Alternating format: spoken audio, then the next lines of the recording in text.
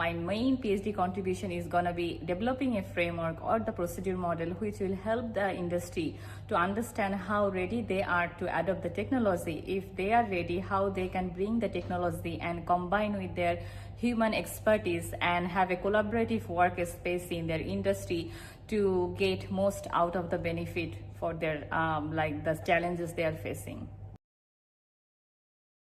We actually came up with the ROI calculator, which makes the industry to just understand how much they are losing when they spend more on the rework and more waste materials, more defect catching things.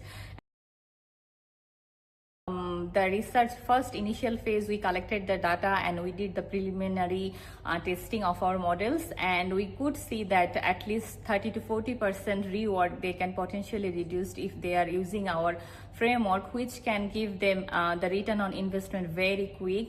We actually also provided them the 3D camera based defect detection system, which catch the defect in real time. So without going to the waste stage or scrap stage, they can actually fix the product in real time and then save more money.